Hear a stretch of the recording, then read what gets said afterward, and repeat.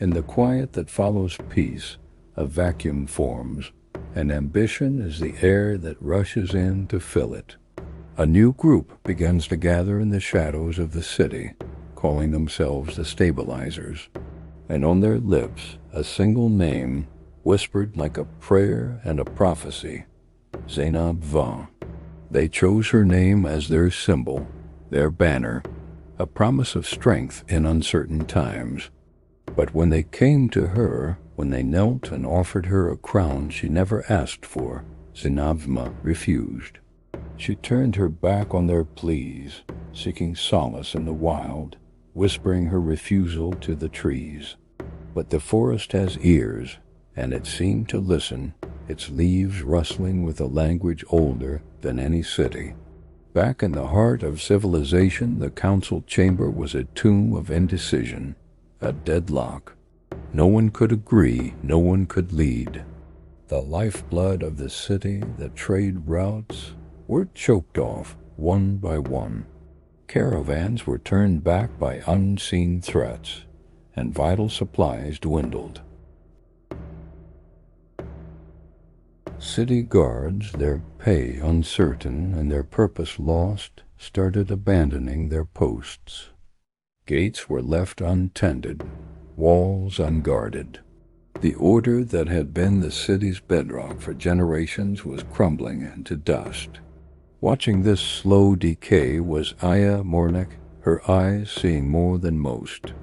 She felt the pressure building, a tightening in the air like the moments before a storm breaks. It wasn't the cruelty of a tyrant she feared, not yet. It was something far more insidious, impatience. The people were growing restless. They were tired of the council's bickering, tired of the empty markets and the quiet fear that walked with them at night. They were beginning to crave a firm hand, any hand that could restore the rhythm of their lives. And she knew with a chilling certainty that when people are desperate for order, they rarely question the price. Then the raids began. But these weren't the chaotic rampages of mindless bandits. They were swift, disciplined, almost surgical. A notorious smuggling ring that had plagued the Western Road for years was dismantled overnight.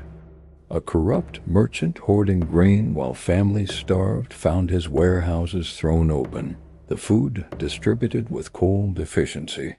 These raiders, whoever they were, weren't just sowing chaos.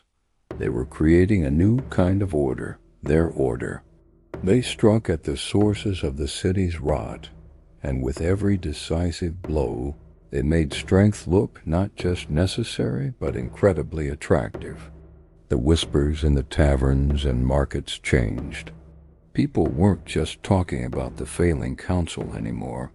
They were talking about the effectiveness of these mysterious raiders. That night, Zainab dreamed. She dreamt she was standing at the city gates, not as a ruler on a throne, but as a guardian. In her dream, the gates were under assault, and it was her hands, her strength, that held them shut against the darkness. She woke with a start, the phantom warmth of the gate's heavy iron still tingling on her palms. Her purpose, which had felt so distant, was now a physical sensation, a heat in her hands that wouldn't fade. The dream was a premonition, a calling she could no longer ignore. The Stabilizers saw the shift in her.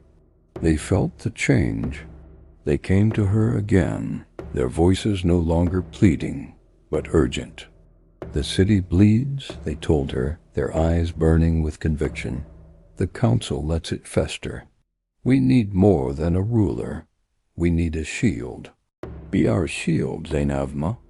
They weren't asking her to sit on a throne anymore. They were asking her to stand on the walls. They painted a picture of a restored city, of safe roads and full granaries, all guaranteed by her strength. They offered her not power, but responsibility. Watching all of this unfold, the council member Chitty Bear finally understood. His mind, always seeking patterns, connected the dots. The disciplined raids, the targeted strikes, it wasn't random violence. It was a demonstration, a brutally effective piece of political theater. The stabilizers, or whoever was behind the raids, were showing the people and the council exactly what their proposed order would look like.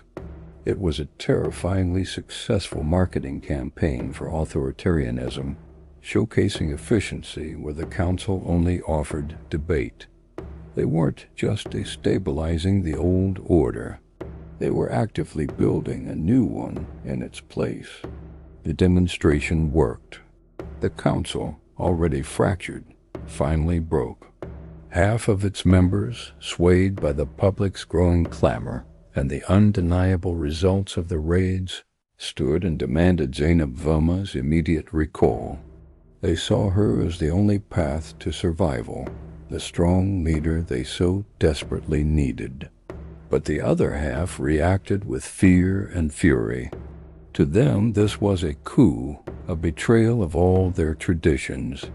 They threatened Zeynep with permanent exile, vowing to brand her a traitor if she dared to accept the stabilizers' offer. The chamber, once a place of stagnant debate, was now a powder keg of ultimatums. Amid the shouting, Aya Morenek's voice cut through the noise, a low and somber warning. "Be careful what you wish for," she said, her gaze sweeping over both factions. "When you trade freedom for security, the bill always comes due.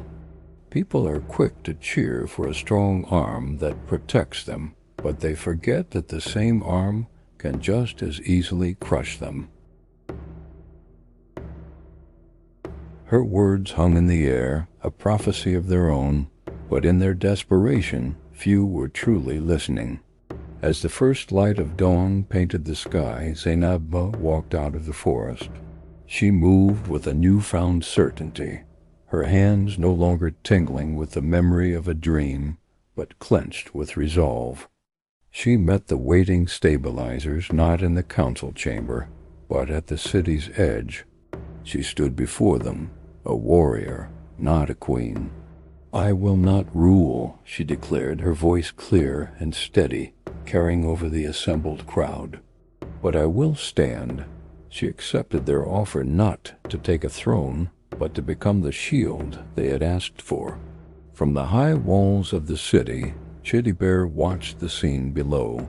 He saw Zeynep take her place at the head of the disciplined column of stabilizers. He felt the tectonic shift in the city's soul. This wasn't just a new chapter. It was a different book entirely. The past hadn't been erased.